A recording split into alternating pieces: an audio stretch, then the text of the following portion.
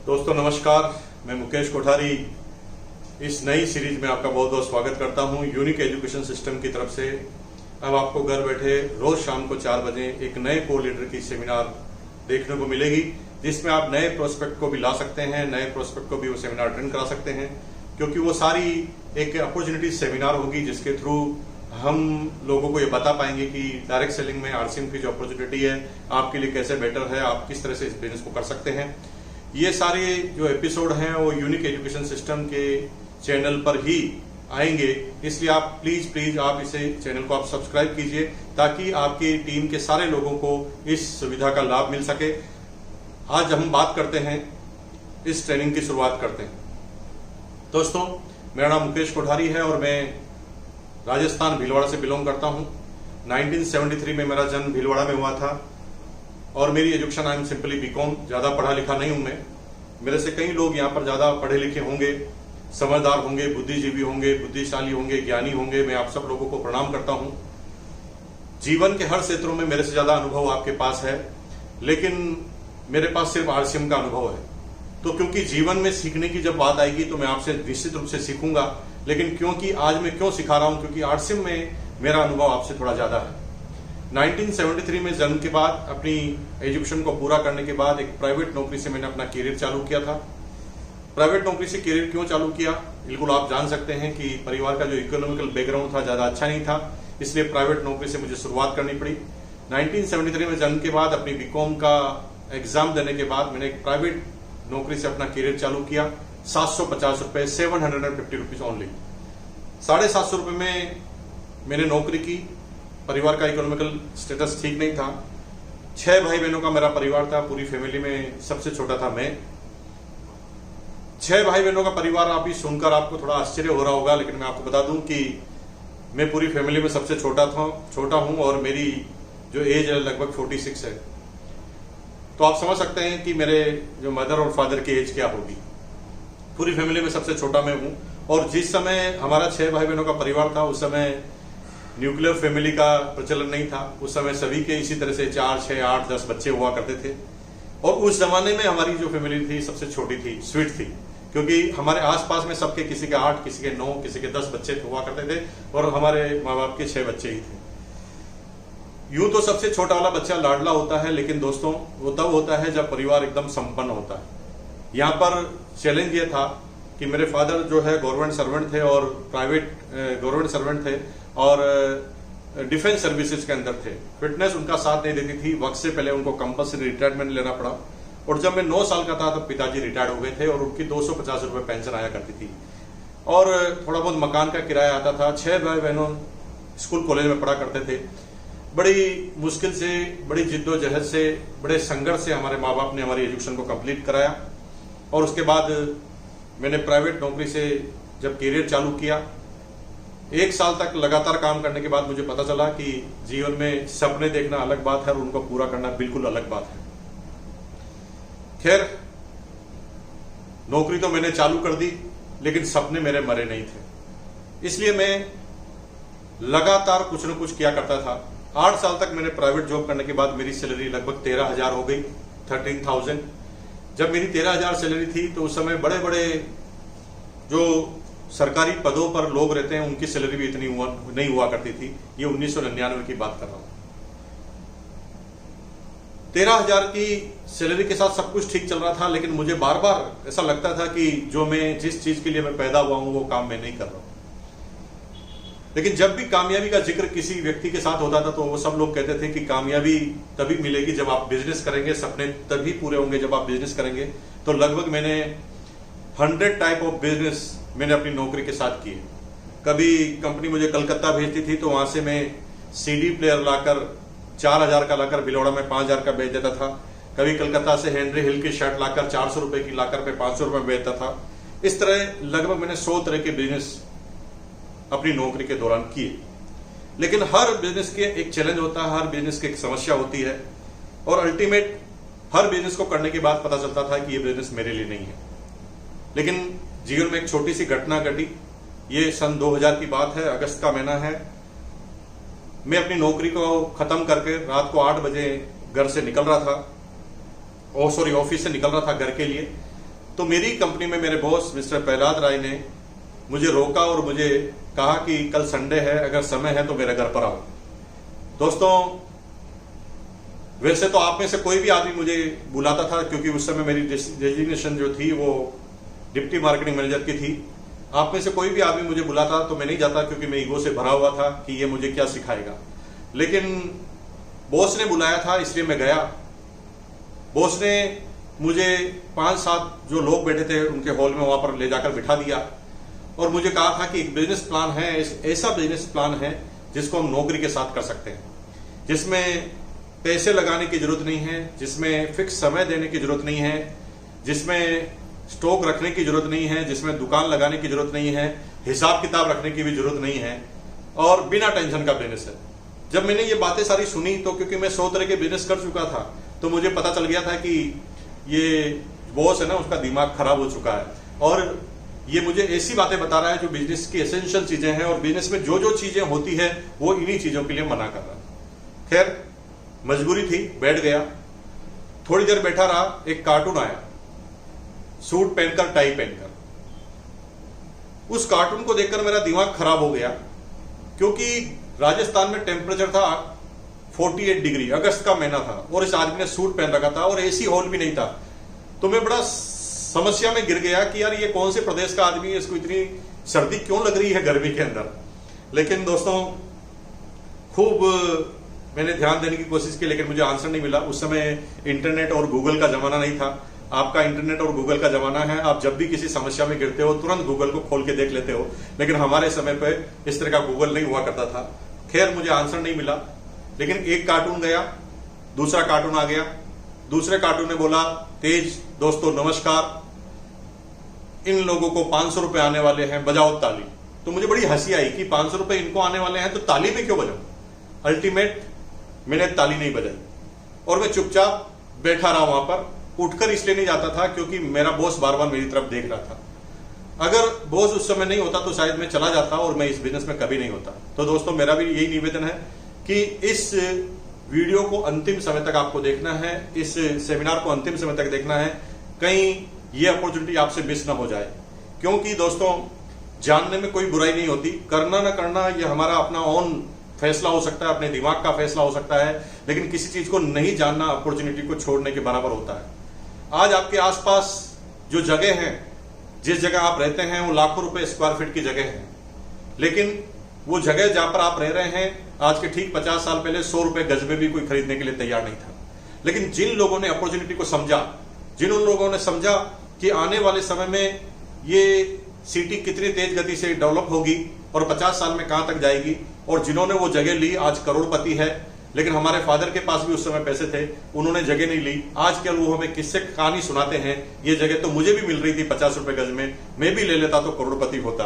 किसी ने रोका नहीं, लेना चाहते थे तो ले सकते थे। दोस्तों, अल्टीमेट सेमिनार के 3-4 कार्टून आ गए सूट और कोट पहनकर। सबसे एंड में एक कार्टून और आया, उस कार्टून ने मेरे जीवन को बदल दिया।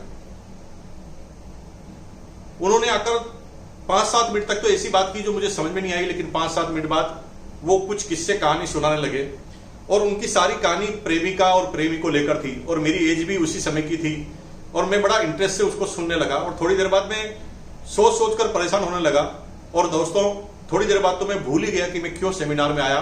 मैं तेज तेज हंसने लगा, चिल्लाने लगा, चीखने लगा। और जब मैं ऐसा तेज तेज हंस रहा था तो मेरा बॉस देखकर वो भी मुस्कुरा रहा था, वो भी खुश हो रहा था। लेकिन मुझे ये समझ में नहीं आया कि ये बॉस मुझे देखकर क्यों मुस्कुरा रहा है।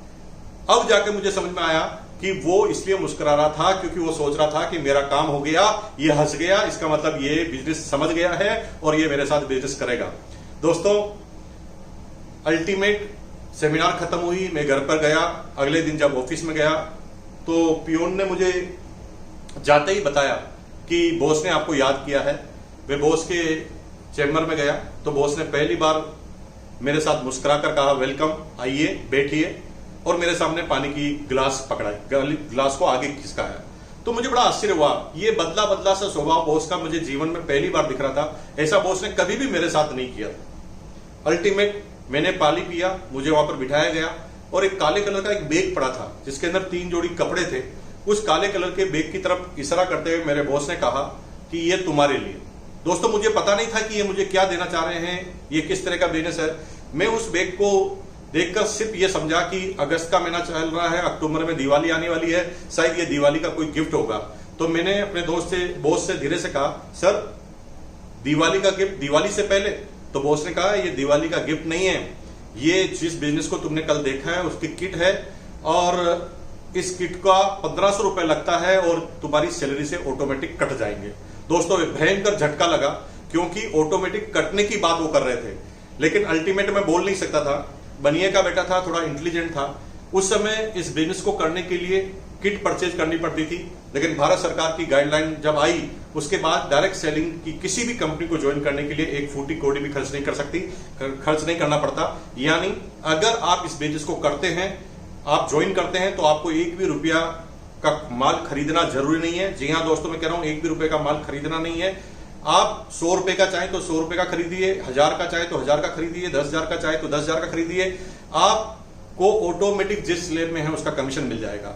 लेकिन जब आप किसी को नीचे स्पॉन्सर करते हैं, अगर आप नीचे स्पॉन्सर करने की बात करते हैं, तभी आपको 1000 के प्रोडक्ट को लेकर इस सिस्टम की शुरुआत करनी पड़ती है। तो अल्टीमेट बनिए का बेटा था मैं सोच रहा था कि बॉस के सामने अभी बोलने की ज्यादा जरूरत नहीं है। अगर मैं बॉस के सामने कुछ बोलूंगा तो ये नाराज हो जाएगा, और दिवाली पे इंक्रीमेंट भी लगता है, इंक्रीमेंट पे इसका असर आएगा। अल्टीमेट मैंने उस किट को ली और चल दिया। अब बॉस ने मेरा नाम डायरी में लिख दिया, क्योंकि मैं अब आरसीएम का डिस्ट्रीब्यूटर हो चुका था। 3 मीटिंग में लगातार मेरे बॉस ने मुझे लगातार बुलाया, लेकिन 3 मीटिंग के बाद भी मुझे समझ में नहीं आया। और दोस्तों मैं क्या समझाना चाहता हूं आपको, अगर आप सोच रहे हैं कि किसी सेमिनार में आने से, किसी ट्रेनिंग में आने से आपको ये बिजनेस समझ में आ जाएगा, आप इस बिजनेस में कामयाब हो जाएंगे, तो आपकी गलतफहमी है। किसी भी बिजनेस में आप कामयाब तब होंगे जब उस बिजनेस की समस्याओं का समाधान आपको मिल जाएगा, आपके चैलेंजेस आपके हट जाएंगे, आपकी क्यूरीज का अगर हल हो गया तो ही आप कामयाब होंगे। और आपकी क्यूरीज का जो हल सिर्फ एक जगह पर होता है, वो काउंसल विद अपलाइन के साथ। जब अपलाइन के साथ काउंसलिंग करते हैं, सेमिनार में जब आप बात करते हैं, तो 1 to 1 बात नहीं होती, वहां पर एक आदमी बोलता है, आप सबको लोग सुनना पड़ता है। लेकिन काउंसलिंग में जब विचार विमर्श करते हैं, आप परामर्श लेते हैं, तो आपको भी बोलने का अधिकार होता है। जब आप बोलते हैं तो मन की शंकाएं निकलती है। दोस्तों अगर आपको पानी में तैरना नहीं आता और कोई 100 फीट गहरी खाई में जहां पानी है आपको देखने के लिए कहे, तो आप बड़े डर से इस तरह से आप देखेंगे। लेकिन अगर आपको तैरना आता है, अगर आप गोताखोर हैं, तो आप एकदम नजदीक जाकर बड़े कॉन्फिडेंस से देखेंगे। क्यों? क्योंकि आपको तैरना आता है। दोस्तों यही प्रश्नों के हल मिलने के बाद आदमी कॉन्फिडेंट हो जाता है। तो जब काउंसलिंग में बुलाया गया, तब मुझे पहली बार समझ में आया कि यह बिजनेस मेरे लिए बना है, मुझे इस बिजनेस को करना चाहिए। दोस्तों 12 घंटे की नौकरी के बाद भी मैंने इस बिजनेस को किया। कई लोग आपसे मिलेंगे, वो आपसे कहेंगे कि सर हम तो इतने घंटे की नौकरी करते हैं, सुबह से शाम काम करते हैं, थक जाते हैं, हम कैसे इस बिजनेस को कर सकते हैं, हमारे पास टाइम नहीं है। दोस्तों टाइम किसी के पास नहीं होता, सबके पास 24 घंटे हैं। भगवान ने, अल्लाह ताला ने सबको 24 घंटे ही दिए हैं, 24 घंटे ही सभी के पास होते हैं। बात सिर्फ 24 घंटे की है। दोस्तों 24 घंटे के किस तरह से इस्तेमाल करें कि कुछ लोग 24 घंटे में करोड़पति बन जाते हैं, सारे सपने पूरे कर लेते हैं, और कुछ घंटे 24 घंटे में केवल मजदूर बन के रह जाते हैं, 10, 20, 50 हजार की नौकरी करके ही रह जाते हैं। तो किस तरह से उस समय का इस्तेमाल करना है उस पर डिपेंड करता है। जब कोई आदमी आपको कहता है कि मुझे समझ में नहीं आया, तो इसका सीधा सीधा मतलब है कि उसे, अगर कोई आदमी आपको कहता है कि साहब मुझे मेरे पास टाइम नहीं है, तो इसका सीधा सीधा मतलब है कि उसे समझ में नहीं आया। दोस्तों अनिल अंबानी जी हैं, थोड़ी देर के लिए मान लें उनके पास टाइम नहीं है, लेकिन जब उनके सीने में थोड़ा सा दर्द हुआ और डॉक्टर ने कहा कि भाई अगर ये दर्द है तो आपको रोज सुबह 2 घंटे व्यायाम करना पड़ेगा, रोज 2 घंटे आपको थोड़ा पैदल चलना पड़ेगा, एक्सरसाइज करनी पड़ेगी। दोस्तों अनिल अंबानी जी के पास टाइम नहीं था, लेकिन फिर भी वो गए, क्योंकि बात समझ में आ गई कि जान है तो जहान है, क्योंकि हम जितने भी बड़े हैं वो यहीं के यहीं रह जाएंगे। अल्टीमेट जिंदगी को सुरक्षित रहना बहुत जरूरी है, जिंदगी का बढ़िया रहना बहुत जरूरी है, हेल्थ का अच्छा रहना बहुत जरूरी है। इसका मतलब है कि समझ में आने के बाद आदमी कर लेता है। अगर कोई आदमी कहता है कि मेरे पास टाइम नहीं है, तो इसका मतलब समझ में नहीं आया। लेकिन दोस्तों मुझे समझ में आ गया था, इसलिए 12 घंटे की नौकरी के बाद भी मैंने लगातार इस बिजनेस को करना जारी रखा। पार्ट टाइम, स्पेयर टाइम, रोज जब ऑफिस के लिए घर से निकलता था तो 1 घंटे पहले, ऑफिस से जब आता था तो 1 घंटे बाद आता था, लोगों से मिलता था, मीटिंग और सेमिनार के इनवाइट करता था। और सैटरडे संडे का जो मेरा टाइम होता था, उस सैटरडे संडे के दिन मैं बड़ा ही बिजी रहता था। दोस्तों, मैं शुक्रिया अदा करना चाहूंगा मेरी वाइफ का, जिन्होंने मुझे पल पल सहयोग दिया और कभी भी ऐसा मुझे एहसास नहीं होने दिया, क्योंकि मैंने डे 1 से ही अपनी वाइफ को इस बिजनेस में इन्वॉल्व कर लिया था। उन्हें बता दिया था कि कोई सपने पूरे होंगे तो इसी बिजनेस की वजह से होंगे, और जब उनका विजन क्लियर हुआ तो उन्होंने भी मुझे रोकना बंद कर दिया और अल्टीमेट मैंने तेज गति से काम करना चालू किया। सैटरडे संडे में मैं 175 से लगाकर 250 किलोमीटर तक का स्कूटर पर सफर तय कर लेता था। एक एक व्यक्ति को समझाने के लिए हम चले जाते थे, क्योंकि मामला क्लियर था। पैसे ज्यादा खर्च हो रहे थे, आ कम रहे थे, लेकिन अल्टीमेट क्योंकि जब विजन बड़ा होता है तो आप रुकते नहीं। मैं एक छोटा सा एग्जांपल देता हूं, आपको समझ में आ जाएगी बात।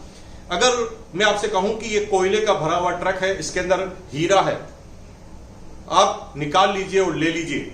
दोस्तों, क्योंकि आपका विजन क्लियर नहीं है, आपने देखा नहीं है, आपको सिर्फ कहा गया है, आपको मेरे पर बिलीव है तो कुछ लोग ट्रक को खाली करना चालू कर देंगे, लेकिन उनके अंदर जोश नहीं होगा, क्योंकि उन्होंने आंखों से ये चीज नहीं देखी। लेकिन उसी ट्रक में मैं एक हीरा सबको बताकर ट्रक की तरफ फेंक दूं और फिर किसे कहूं कि इसके अंदर हीरा है, तो यहां पर सबका विजन क्लियर है। दोस्तों, आपको लगेगा कि 1 घंटे के अंदर वो पूरी ट्रक को खाली कर देंगे और हीरो को ढूंढ लेंगे। वो इसीलिए होता है क्योंकि जब विजन क्लियर होता है तो कोई रुकता नहीं है। और तेज गति से जब मेरा विजन क्लियर चालू हुआ तो मैंने काम करना चालू किया। 1 साल तक पार्ट टाइम स्पेयर टाइम नौकरी के साथ किया, और 1 साल के बाद मैं इस बिजनेस के शुरुआती जो 3 रॉयल्टी एचर थे उनमें से एक रॉयल्टी एचर बना। और जब मैं रॉयल्टी एचर बना तो मेरी 1 महीने की इनकम आई 23,000, सैलरी थी 13,000, इनकम आई 23,000 की। लेकिन मजे की बात है, सबसे ज्यादा सीखने का विषय यह है कि इस बिजनेस में आपकी टीम चार्ज किस चीज से होती है।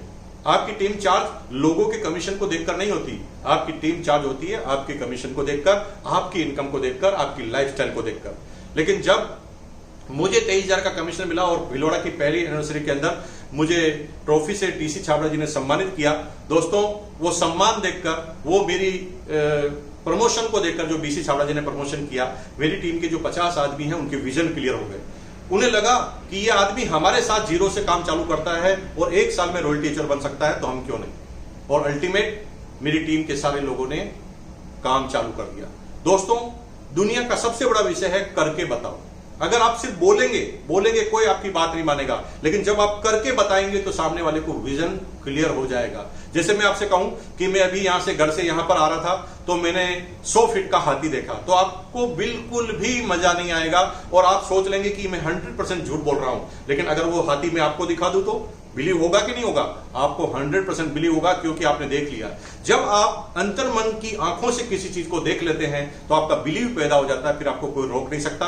दोस्तों, मैं रॉयल्टी एचर बना, लेकिन जब लोगों का विजन क्लियर हुआ तो मुझे इस बिजनेस में तेज गति से काम करने में परेशानी आने लगी, क्योंकि मैं नौकरी करता था और आदमी बहुत सारे हो गए मेरी टीम में। अब सब लोग मुझे परेशान करते थे कि सर हमारे यहाँ पर आ जाओ मीटिंग लेने, हमारे यहाँ पर आ जाओ, और मेरे अल्टीमेट मेरे पास समय की कमी रहने लगी, क्योंकि मैं नौकरी के साथ इस बिजनेस को अब नहीं कर पा रहा था। अल्टीमेट एक दिन मैंने बिना किसी से पूछे हुए अपनी 13,000 की नौकरी को तिलांजलि दे दी, छोड़ दी। हालांकि सब लोग नाराज हुए, लेकिन मुझे अच्छी तरह पता था कि अगर मुझे 13,000 सैलरी मिलती है तो मेरी काबिलियत से मिलती है, अगर कोई एहसान होगा तो 3-4 हजार का होगा। इसका मतलब मुझे मौका देना चाहिए अपने आप को। नौकरी तो मैं कभी भी कर लूंगा, भूखा तो नहीं मरूंगा, मेरे अंदर इतनी ताकत तो है ही। और अल्टीमेट तेज गति से मैंने बिजनेस करना चालू किया। मेरी टीम के लोगों का सहयोग मिला, मेरी टीम के लोग बड़े उत्साहित थे, मैं टाइम देता था उनको, अलग अलग जगह जाकर मीटिंग लेता था। 2002 अक्टूबर में मैं इस बिजनेस का सबसे बड़ा अचीवर बना और मेरा 1 महीने का कमीशन 2,85,490 रुपए, 2,85,490 रुपीज। ये बात बता रहा हूं 2002 की। उस समय मारुति 800 जो है ना 1,75,000 की आती थी और मैंने एक चुटकी से उस कार को खरीदा था। उससे पहले जब मैं कार लेना चाहता था तो मुझे किसी ने 50,000 का लोन देने से भी मना कर दिया था। जिन लोगों ने मुझे 50,000 का लोन देने से मना कर दिया था, आज मुझे वो 10-10 करोड़ का लोन मेरे चैम्बर के बाहर खड़े होकर मुझे इंटरव्यू देकर देते हैं। ये समय की बात है, ये वक्त की बात है। समय को बदलते देर नहीं लगती। आपकी कितनी काबिलियत है, आप कितने कमिटेड हैं अपने विजन के प्रति, इस पे ये चीज डिपेंड करती है। 2,50,000 का चेक आया। यहां पर मेरे से एक बड़ी गलती हुई, जो दोस्तों आप मत करना। मुझे लगा साला मैं तो सांप बन गया। मेरे से ज्यादा समझदार कोई आदमी नहीं है। मैं कामयाब इसलिए हूं क्योंकि मेरे अंदर दिमाग है, और यही मेरी गलती थी। दोस्तों, इस बिजनेस के शुरुआती लेवल पे तेज गति से काम करने का तरीका तो मैंने ढूंढ लिया। दोस्तों, आपके साथ भी यही होगा। आप जब इस बिजनेस के एमराल्ड लेवल तक आएंगे तो आपके पास मेहनत से आगे बढ़ने के अलावा कोई रास्ता नहीं है। तेज गति से आपको दौड़ना ही पड़ेगा। लेकिन जब आप एमराल्ड से ऊपर की पीठ पर जाएंगे तो वहां पर आपको दौड़ने से काम नहीं चलेगा। आपको मैनेजमेंट सीखना पड़ेगा, आपकी टीम की डुप्लीकेशन को, पावर को समझना पड़ेगा, आपकी टीम को हैंडल करना पड़ेगा। उस समय आप दौड़ लगाएंगे तो 30 ही दिन है, समय आपके पास कम पड़ने लग जाएगा, टीम के लोग नाराज होने लग जाएंगे, तो आपको सिस्टम का निर्माण करना पड़ेगा। लेकिन दोस्तों, मुझे सिस्टम बनाना नहीं आता था। उसका अल्टीमेट रिजल्ट यह था कि मेरा बिजनेस अब बढ़ने की बजाय गिरने लगा, क्योंकि लोगों में असंतुष्टि आने लगी, क्योंकि मैं अब लोगों के पास टाइम नहीं दे पा रहा था और मेरी टीम में मेरे अलावा कोई डुप्लीकेट लीडर नहीं था। और अल्टीमेट मेरा बिजनेस गिरा, इतना गिरा कि दोस्तों, अगर मैं सही बताऊं तो 2500 रुपए का कमीशन आ गया था 2,85,000 के बाद।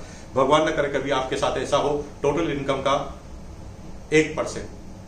I am in the depression. मुझे समझ में नहीं आ रहा था कि मुझे क्या करना चाहिए। अल्टीमेट 3 महीने तक मैं घर से बाहर नहीं निकला। 3 महीने बाद मेरी गुड़िया ने अपने स्कूल के अंदर एक कविता वो याद कर रही थी। उसने कहा था, उस कविता को याद करते करते उसने एक लाइन बोली, असफलता एक चुनौती है स्वीकार करो, क्या कमी रह गई देखो और सुधार करो, जब तक ना हो सफल तुम नींद चैन की त्यागो तुम, संघर्षों का मैदान छोड़ मत भागो तुम, क्योंकि कुछ किए बगैर जय जयकार नहीं होती, कोशिश करने वालों की कभी हार नहीं हो सकती। असफलता एक चुनौती है, स्वीकार करो, क्या कमी रह गई देखो और सुधार करो। और दोस्तों, ये लाइन मेरे को इतनी पंच की कि मैंने फिर ये सोचा कि मेरी गलती क्या है। अक्सर जब हम नाकामयाब होते हैं तो लोगों की गलतियां निकालते हैं। मैं नाकामयाब क्यों हुआ हूं? क्योंकि मेरी अपलाइन खराब है। मैं नाकामयाब क्यों हुआ हूं? क्योंकि कंपनी खराब है। मैं नाकामयाब क्यों हुआ हूं? क्योंकि सिस्टम खराब है। मैं नाकामयाब क्यों हूं? क्योंकि बारिश आ गई थी। मैं नाकामयाब क्यों हूं? क्योंकि राजनीति खराब है। मैं नाकाम क्यों हूं? क्योंकि देश खराब है। मैं नाकामयाब क्यों हूं? क्योंकि माँ बाप खराब है। मैं नाकामयाब क्यों हूं? कि वाइफ खराब है। लेकिन दोस्तों, जो भी आप अपनी नाकामयाबी का कारण बता रहे हैं, दोस्तों, उसके अंदर परिवर्तन करने का अधिकार आपके अंदर नहीं है। आप अगर जीवन में कोई परिवर्तन कर सकते हैं तो अपने अंदर कर सकते हैं, खुद के अंदर ही परिवर्तन कर सकते हैं। दुनिया में आप कोई परिवर्तन नहीं कर पाएंगे। यानी सुधारना है तो खुद को सुधार सकते हैं, दुनिया को आप कभी भी सुधार नहीं पाएंगे। और अल्टीमेट जब मुझे बात पता चली तो मैंने अपने अंदर सुधार करना चालू किया और लगातार तेज गति से काम करना चालू किया। आज मुझे इसी बिजनेस को करते करते 20 साल हो गए। जवानी से लगाकर बुढ़ावस्था तक मैंने इस बिजनेस में काम किया। पूरी जीवन मैंने इस बिजनेस में लगा दिया। मुझे और ज्यादा नॉलेज नहीं है इस बिजनेस के अलावा, लेकिन इस बिजनेस के नॉलेज है और मैं चाहता हूं कि मेरे इस नॉलेज के थ्रू आप कुछ लोगों को भी इसका फायदा हो जाए तो आप तेज गति से आगे बढ़ेंगे। क्योंकि अगर मैं कामयाब हो सकता हूं तो पृथ्वी का हर इंसान कामयाब हो सकता है। क्योंकि न मेरे अंदर ज्यादा दिमाग था, मैं न पढ़ने में होशियार था और न ही कोई दूसरी एक्टिविटीज में होशियार था। लेकिन एक ही चीज मैंने काम किया, ध्यान को भटकाया नहीं, ध्यान को एक जगह रखा, कॉन्सेंट्रेशन के साथ काम किया। दोस्तों, पूरी दुनिया में चूहे ज्यादा हैं, इंसान ज्यादा है, गधे ज्यादा है, गाय ज्यादा है, लेकिन रोड पर हमेशा कुत्ता ही मरता है। आपको पता है रोड पर कुत्ता ही क्यों मरता है? रोड पर कुत्ता इसलिए मरता है क्योंकि कुत्ता कंफ्यूज होता है और कंफ्यूज करता है। सामने जब कोई ट्रक आती है तो पहले लेफ्ट में जाता है, तो ट्रक वाला लेफ्ट में जाता है तो कुत्ता राइट में आ जाता है, ट्रक वाला राइट में जाता है। तो अब जब वो ऐसे करता है तो अल्टीमेट ट्रक वाला लास्ट में सोचता है कि यार ये किधर जाएगा मुझे पता ही नहीं, तो गाड़ी को तेज चलाता है और कुत्ता उसी गाड़ी के नीचे आके मरता है। दोस्तों, अगर चालू कर दिया तो ध्यान को इधर उधर एकाग्र रखना, ध्यान को इधर उधर मत करना, यही आपकी कामयाबी का कारण बनने वाला है। दोस्तों, 20 साल हो गए, लोग बाग मेरे से पूछते हैं 20 साल हो गए आपको इस बिजनेस में, क्या है आपके पास? दोस्तों, मैं आपसे पूछता हूं क्या चाहिए आपको? अगर आपकी सफलता का तरीका क्या है? हालांकि मैं जो 20 साल में पहुंचने के बाद जो मेरी सफलता की परिभाषा है वो मेरे से आप सहमत नहीं होंगे, क्योंकि वो सहमत तब तक नहीं होंगे जब तक 20 साल का आपके पास अनुभव नहीं होगा। आपको क्या लगता है कि पैसा, गाड़ी, बंगले, नौकर चाकर यही सफलता है? तो दोस्तों, ये आपकी गलतफहमी है। बिरला जब अरबपति बन गया तब उसे बिरला मंदिर बनाने की याद आई। टाटा खरबपति बन गया तब उसे टाटा मेमोरियल हॉस्पिटल बनाने की याद आई। इसका मतलब है अल्टीमेट आदमी जीवन में संतुष्टि के लिए दौड़ता है, और जब आप सोचते हैं कि पैसों से संतुष्टि आएगी, और जब पैसा आपके पास आता है तो दूसरी चीजें आपके यहां से गायब हो चुकी होती है, और इसी वजह से पैसा आने के बाद भी आपके पास संतुष्टि नहीं होती। दोस्तों, लेकिन मैं आपका समय खराब नहीं करूंगा। अब से मैं कितनी भी आदर्श की बात करूं, जब तक आप उस चीज का अनुभव नहीं लेंगे तब तक आपको समझ में नहीं आएगी। तो चलो पैसों की बात करते हैं। क्या है पैसा? क्या होते हैं सपने? लोगों के क्या सपने होते हैं? सपना होता है कि साहब मेरे पास एक बहुत बड़ी कार, यही तो सपना होता ना कि मेरे पास बहुत बड़ी कार हो।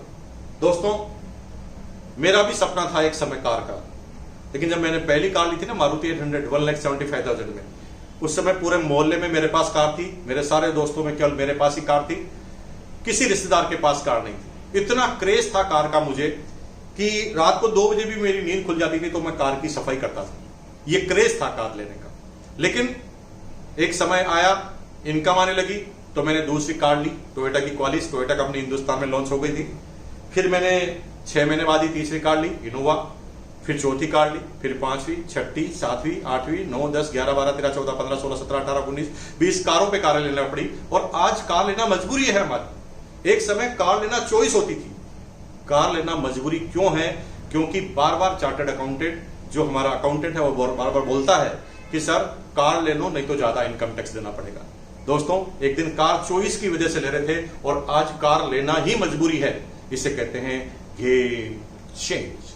गेम चेंज अगर आपको करना है तो आपको उस बात को समझना पड़ेगा। क्या सपना होता है? सपना यही होता है ना कि मेरे पास एक बड़ा सा मकान होना चाहिए, बड़ा सा बंगलो होना चाहिए। दोस्तों, मैंने पहला प्लॉट इसी भीलवाड़ा में लिया था, और मजे की बात है कि भीलवाड़ा में वो प्लॉट मैंने लिया था लगभग 65,000 में। उस समय 5,000 रुपए का प्रोविडेंट फंड पे लोन लेना पड़ा था मुझे। 5,000 रुपए मैंने दोस्तों से उधार लिए थे, तब मैंने पहला प्लॉट लिया था नौकरी के साथ, और सोचा कि रिटायरमेंट तक मैं इसमें मकान बना लूंगा। लेकिन दोस्तों, जब मैं इस बिजनेस में आया 2002 में, मैंने 28 लाख रुपए का मकान लिया, 15 लाख रुपए का ICICI बैंक से लोन लिया था। जब मैंने लोन लिया था तो बैंक वाले ने पूछा था कि लोन कितने साल में चुका दोगे?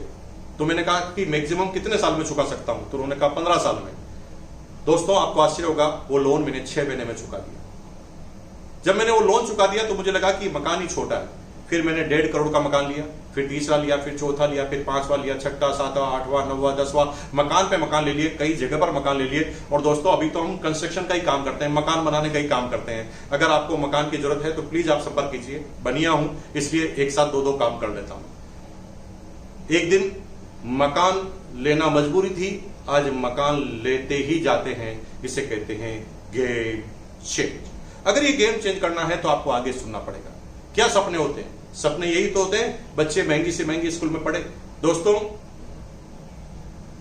मेरी एजुकेशन हुई है इसी भीलवाड़ा में, राजकीय उच्च प्राथमिक विद्यालय वार्ड नंबर 10 में। जिस बिल्डिंग में मेरी जो होटल है उसके अंदर मैं ये शूटिंग कर रहा हूं, और मजे की बात है इसी होटल वाली लाइन में ही स्कूल थी जिसका नाम था वार्ड नंबर 10। वहां पर सालाना फीस होती थी 5 रुपए।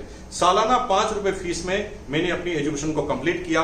और दोस्तों, जैसे तैसे पढ़ाई पूरी की। लेकिन मेरी गुड़िया जब 4th क्लास में पढ़ती थी ना, उसकी 7 लाख रुपए फीस थी। बीट्स में बिरला इंटरनेशनल स्कूल में पढ़ती थी, 7 लाख रुपए उसकी फीस होती थी। और आज वो इसडी में पढ़ती है, इंटरनेशनल डिजाइन का जो स्कूल है उसके अंदर पढ़ती है, और सालाना 25 लाख रुपए उनकी फीस हुआ करती है। दोस्तों, इसे कहते हैं गेम चेंज। ये गेम चेंज है तो आपको आगे सुनना पड़ेगा। क्या सपना होता है? लोगों का सपना होता है कि बीवी का ज्वेलरी बैग्स फुल हो। दोस्तों, मैंने अपनी वाइफ को 2007 के बाद जब ब्रेक इवन पॉइंट मैंने तोड़ा। क्या है ब्रेक इवन पॉइंट? जब आपके जीवन के सारे गड्ढे भर जाए, खर्चों के गड्ढे भर जाए, जब गाड़ी बंगला नौकर चाकर सब कुछ आ जाए, सब जीवन एकदम आसान हो जाए, उसके बाद भी पैसा आता रहे, तो उसे ब्रेक इवन पॉइंट को तोड़ने की इनकम कहते हैं। और जब एक बार ब्रेक इवन पॉइंट टूट जाता है तो दोस्तों उसके बाद पैसा ही पैसे को कमाता है। आज आरसी बिजनेस में हमने 2007 में ब्रेक इवन पॉइंट तोड़ा। उसके बाद जो पैसा आता गया उसको हम क्या करेंगे? इन्वेस्ट करते गए, और इन्वेस्ट करते हैं तो पैसे से ही पैसे की इनकम आती है। अगर मैं एफडी कराऊंगा तो वहां से इंटरेस्ट आ जाएगा, अगर मैं गोल्ड खरीदूंगा उसकी रेट आ जाएगी, अगर मैं जमीन खरीदूंगा उसकी रेट आ जाएगी, अगर मैं कोई प्रॉपर्टी खरीद के किराए पे दूंगा उसका भी मेरे को किराया आ जाएगा। इसका मतलब है मैं जो भी पैसा लगाऊंगा वो पैसे ही पैसे को कमाएगा, और एक स्टेज बाद आपकी जो करंट की जो इनकम है उससे को भी इन्वेस्टमेंट की इनकम को क्रॉस कर देता है। आज हमारे साथ यही है कि आज वो सारे ब्रेक इवन पॉइंट को हमने तोड़ दिया है। एक समय था जब बीबी के पास ज्वेलरी बॉक्स नहीं था, लेकिन 2007 के बाद इतनी ज्वेलरी पहनाई कि ज्वेलरी पहनने से ही नफरत हो गई। दोस्तों, क्या सपना होता है? सपना यही तो होता है कि आपका बैंक बैलेंस फुल होना चाहिए। आइए ना भीलवाड़ा के अंदर हमारे बैंक मैनेजर के पास आइए और उससे पूछिए। दोस्तों, वो लोग कंफ्यूज हो जाते हैं कि आदमी पूरे दिन भर इधर उधर घूमता रहता है, करता क्या है। दोस्तों, कई बार जब वो बैलेंस देखता है तो उसका मुंह खुला का खुला रह जाता है। इसका मतलब ये हुआ कि गेम चेंज करना है तो आगे सुनना पड़ेगा। दोस्तों, ये मेरा गेम चेंज हुआ, ये मैंने अपनी स्टोरी सुनाई। आपको गेम चेंज करना है कि नहीं करना, आप ये बोलिए। अगर आपको गेम चेंज करना है तो आपको यहां पर बैठे रहना पड़ेगा, क्योंकि मैंने क्या किया, मेरे साथ क्या हुआ, इससे आपके जीवन पे फर्क नहीं पड़ेगा। लेकिन मैंने ये कैसे किया, अगर मैं आपको ये बता दूं तो आप भी निश्चित रूप से इस गेम को चेंज कर पाएंगे।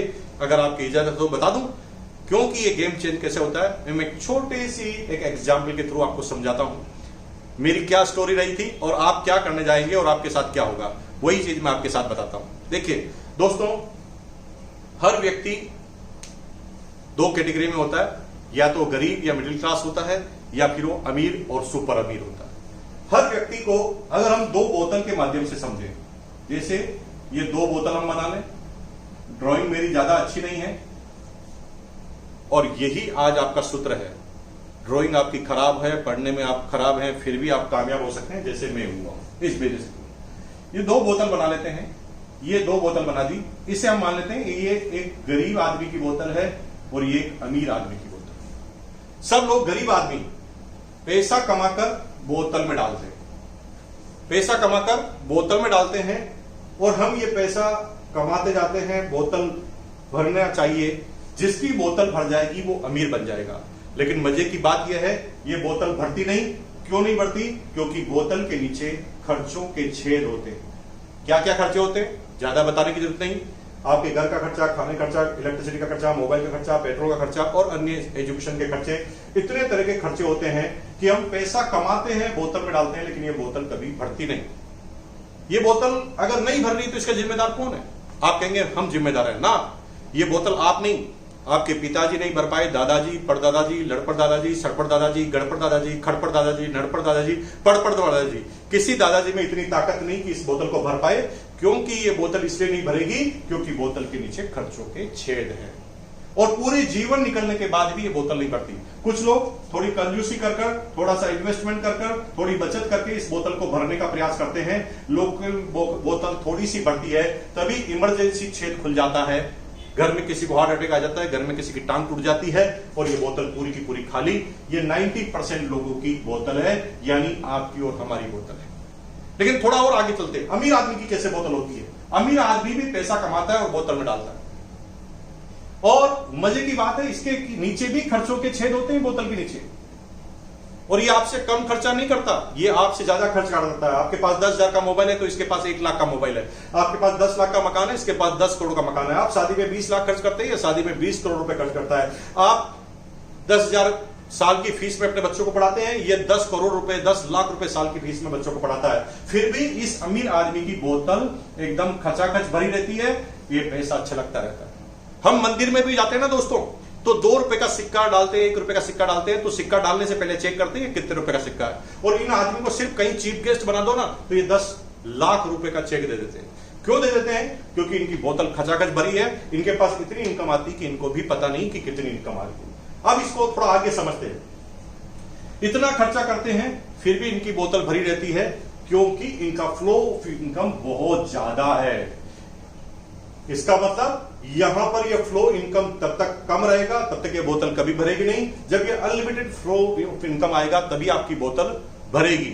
अब मजे की बात है कि ये जो अमीर आदमी है, क्या बचपन से अमीर है, जन्मजात अमीर है? नहीं दोस्तों, ये अमीर जन्मजात नहीं थे। ये वो आदमी हैं जिन्होंने गेम चेंज किया। गेम चेंज कैसे गेम चेंज किया? मैं कुछ एग्जांपल देता हूं, आपको समझ में आएगा। तो मैं कुछ एग्जांपल देता हूं जिसको पता चल जाएगा कि किन किन लोगों ने गेम चेंज किया। तेंदुलकर एक गरीब परिवार में पैदा हुआ था, एकदम गरीब परिवार में। और मजे की बात यह है, गरीब परिवार में पैदा होने के बाद भी उसने क्रिकेट खेलना चालू किया, जमकर क्रिकेट खेलना चालू किया। 8-8, 10-10 घंटे तक क्रिकेट खेलना चालू किया, इतने चौके लगाए, इतने छक्के लगाए, और दोस्तों भारतीय टीम में सिलेक्शन हुआ, और दोस्तों वहां पर भी इतने और चौके छक्के लगाए, भारत का कप्तान बना। और दोस्तों उस तेंदुलकर ने गरीब परिवार में पैदा होकर कर दिया गेम चेंज। अब तेंदुलकर के परिवार में कभी कोई गरीब आदमी पैदा नहीं हुआ। महेंद्र सिंह धोनी गरीब परिवार के घर में पैदा हुआ, लेकिन इतने हेलीकॉप्टर शॉट लगाए, भारत का कप्तान बना, भारत के सबसे सफल कप्तानों में से एक बना, और आज उसने अपनी फैमिली का कर दिया गेम चेंज। अब उसके परिवार में कोई गरीब पैदा नहीं होगा। ये गेम चेंजर लोग हैं। धीरू भाई अंबानी गरीब परिवार में पैदा हुए थे, प्राइवेट नौकरी से करियर चालू किया, लेकिन इतना जोरदार काम किया, इतना जोरदार काम किया कि उन्होंने जब डेथ हुई थी तो 65,000 करोड़ का साम्राज्य खड़ा कर दिया गेम चेंज। अब उनके फैमिली में कभी कोई गरीब पैदा नहीं होगा। यानी ये गेम चेंज आपको करना पड़ेगा। अगर आप गेम चेंज करने के लिए तैयार हैं तो मेरी आगे की वीडियो आप देखिए। अगर आपको लगता है कि ये गेम आपसे चेंज नहीं होगा तो बहुत बहुत धन्यवाद, आप लोग जा सकते हैं इस वीडियो को यहीं पर छोड़कर। लेकिन गेम चेंज करना है तो रुकिए दोस्तों, अब जो मैं अगले 10 मिनट बात करने जा रहा हूं उसको बहुत गहराई से आपको सुनना है। मेरा कैसे गेम चेंज हुआ, मेरी भी बोतल खाली थी, ये बोतल भरी थी, गेम कैसे चेंज हुआ वही मैं अब आपको बताने जा रहा हूं। दोस्तों हुआ क्या था, ये आरसीएम कंपनी थी। मेरा दोस्त यानी मेरा बॉस मेरे पास आया, उसने कहा कि इस आरसीएम कंपनी से जुड़ जाएगा क्योंकि मैं जुड़ा हुआ हूं। अगर तू आरसीएम कंपनी से जुड़ जाएगा, आरसीएम के प्रोडक्ट लेगा तो तेरा हो जाएगा गेम चेंज, क्योंकि तेरा खर्चे करने से इनकम आ जाएगी। ज्यादा समझता नहीं था। मुझे उसने कहा तू एक महीने में कितना खर्चा करता है? मैंने कहा एक महीने में मैं 8,000 रुपए खर्च करता हूं। तो उसने कहा कि एक साल में कितना होता है? तो मैंने कहा भाई 8 को 12 से मल्टीपल कर लो, इतना होता है। तू पूरे जीवन में कितना खर्च करेगा? तो फिर मैंने बता दिया। अब बता, तूने इतना किया खर्च और तेरे पिताजी ने कितना खर्च किया होगा, तेरे दादाजी, परदादाजी, लड़पड़दादाजी ने कितना पैसा खर्च किया।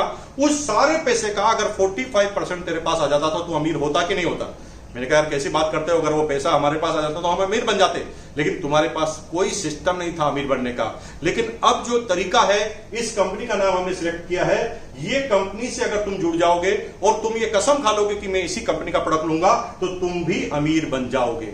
तो मैंने पहला प्रश्न किया कि मैं इस कंपनी का प्रोडक्ट क्यों लूं, क्योंकि मैंने कभी इस कंपनी का नाम नहीं सुना जिसका नाम तुम आरसीएम बता रहे हो, नाम नहीं सुना। दोस्तों जब मैंने का नाम नहीं सुना तो मेरे बॉस ने मुझे एक ऐसी बात बताई जो मेरे दिमाग में अभी तक फिट हो गई। मेरे बॉस ने मुझे कहा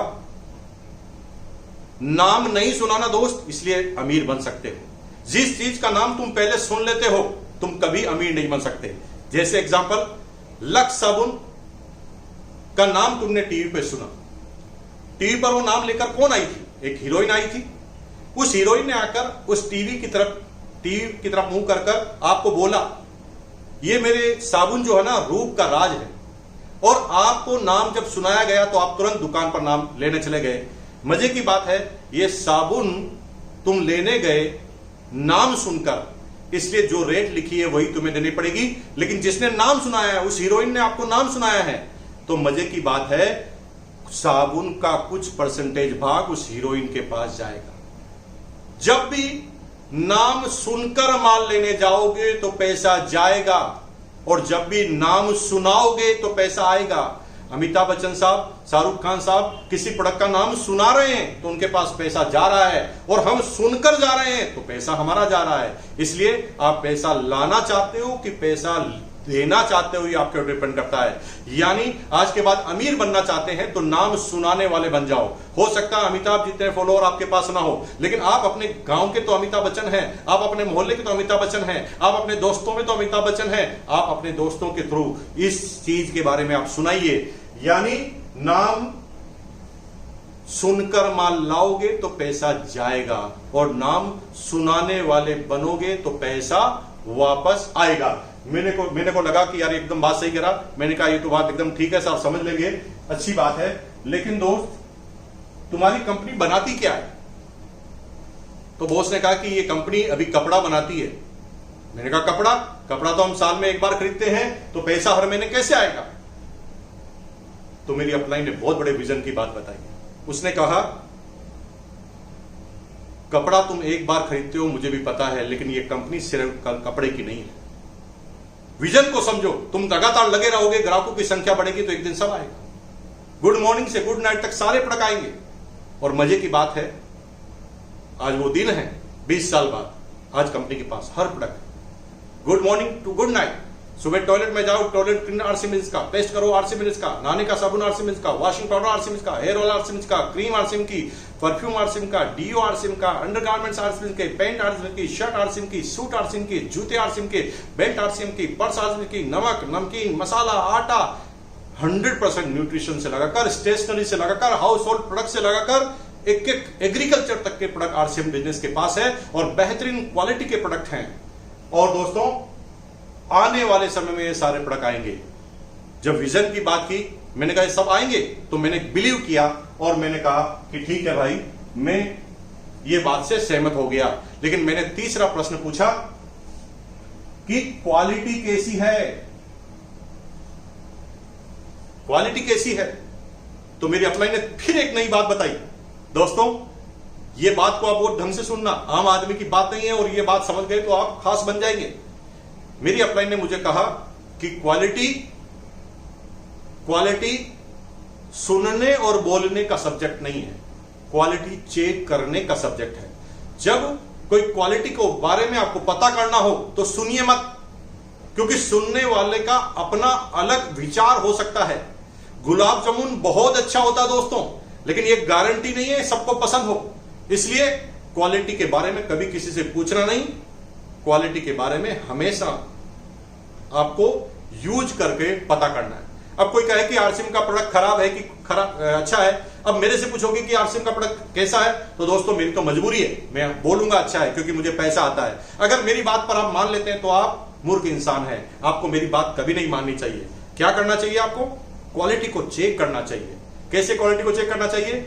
आरसीएम के शॉप पे जाइए, 10 रुपए का बिस्किट का पैकेट आता है, उसे यूज करके देख लो। नमकीन 10 रुपए में आती है, उसे यूज करके देख लो। अगर 9 रुपए में नहाने का साबुन आता है, उसे नहा कर देख लो। और 9 रुपए में नहीं है, 1 रुपए का शैम्पू का पाउच आता है, उसे यूज करके देख लो। लेकिन आज के बाद किसी से पूछना मत क्वालिटी कैसी है, क्वालिटी यूज करने का सब्जेक्ट है। मेलोडी खाओ, खुद जान जाओ, आपको किसी से पूछने की जरूरत नहीं है। यह बात जब मैंने समझ में आई तो मैंने चौथा प्रश्न किया। चौथा प्रश्न था मेरा, रेट तो ज्यादा नहीं है, क्योंकि अक्सर कंपनियां जो क्वालिटी का दावा करती है वो मनमाने दाम में चीज लेती है। जो मार्केट में 10 रुपए में चीज मिलती है उसकी रेट वो 20 रुपए 40 रुपए तक रखती है, और सिर्फ ये कहती है कि हमारे अंदर ये चीज डली हुई है और इस तरह का हमने अंदर विशेषता है, और वो तेज गति से ज्यादा रेट में आपको प्रोडक्ट दे देती है। तो मैंने चौथा प्रश्न पूछा रेट का, कि आपकी रेट ज्यादा तो नहीं है।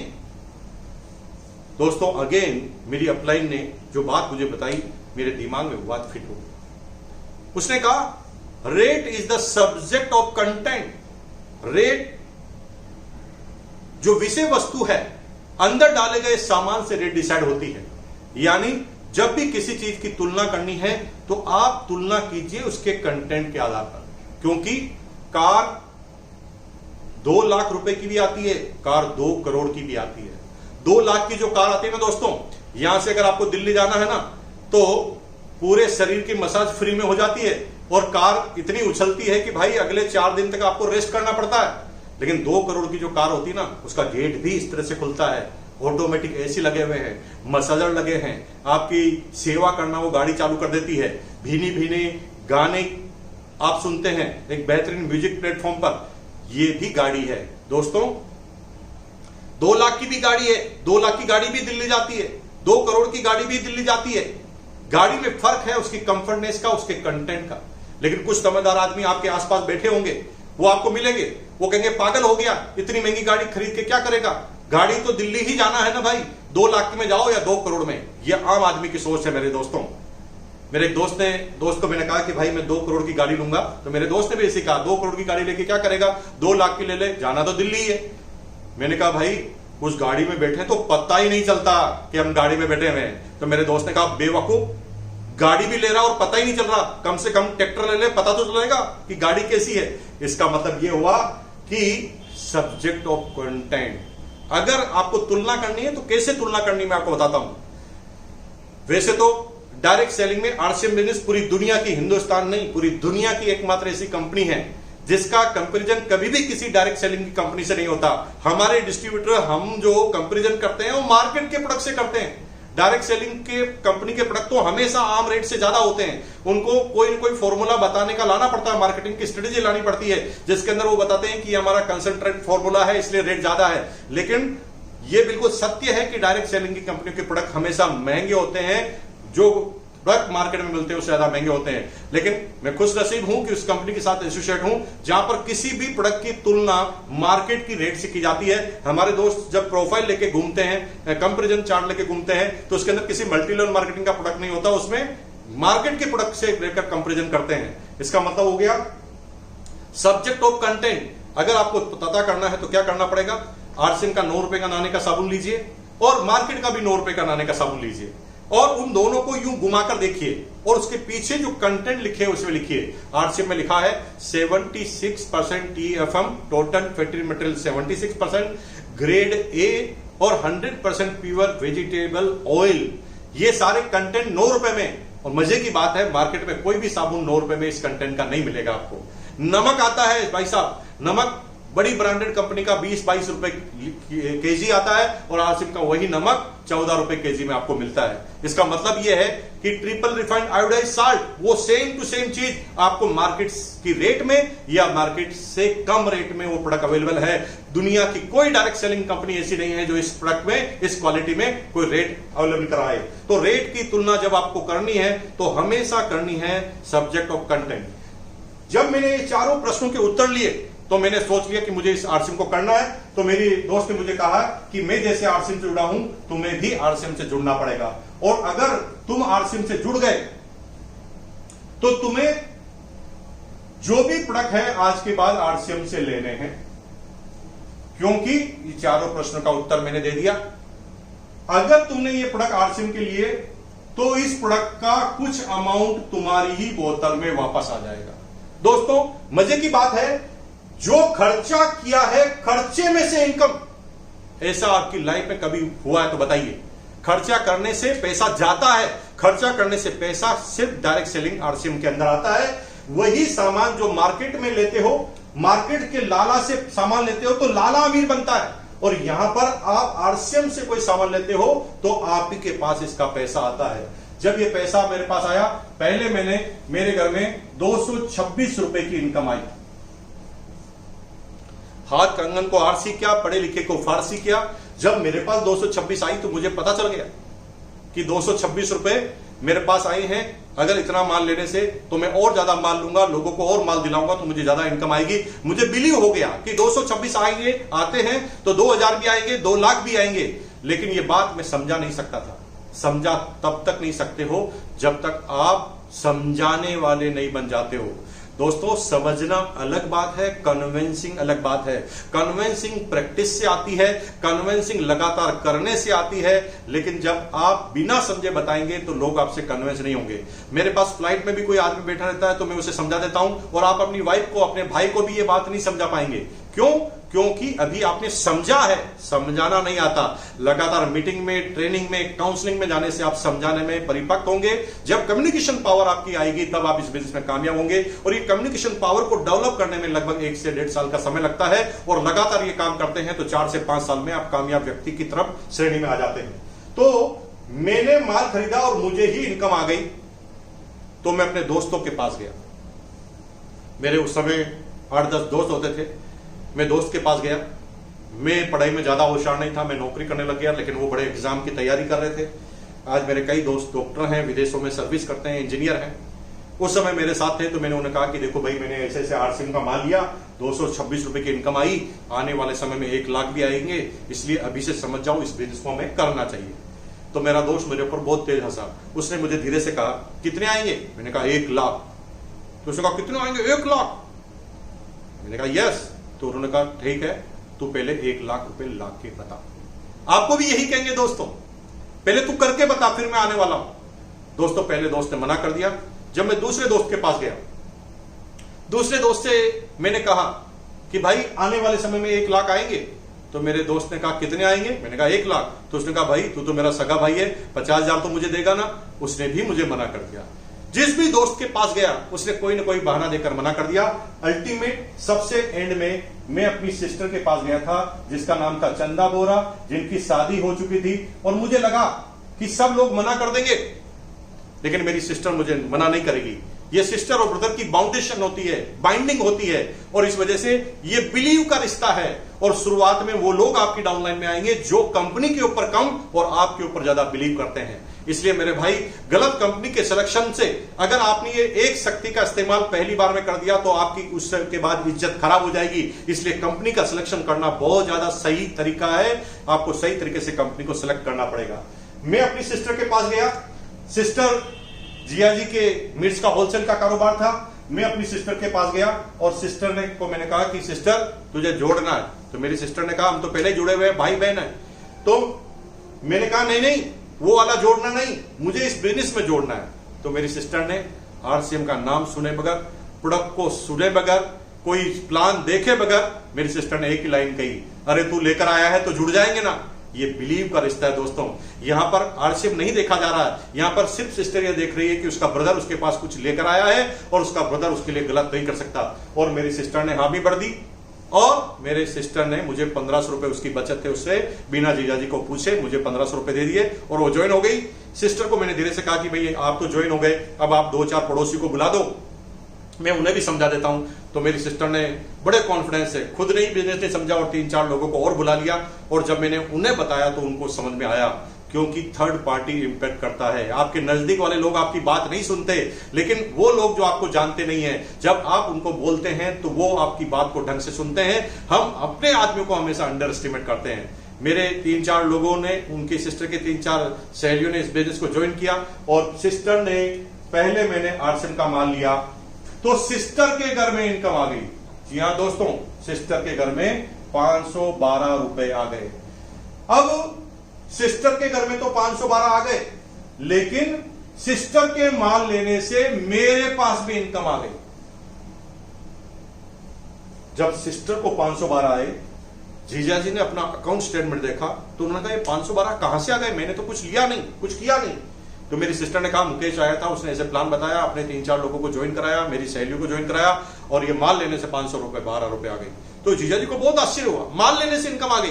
तो इन्होंने फोन पर अपने जीजा जी को बता दिया। जो जीजा जी का नाम मैं बता रहा हूं, ये सिस्टर का नाम है चंदा बोरा।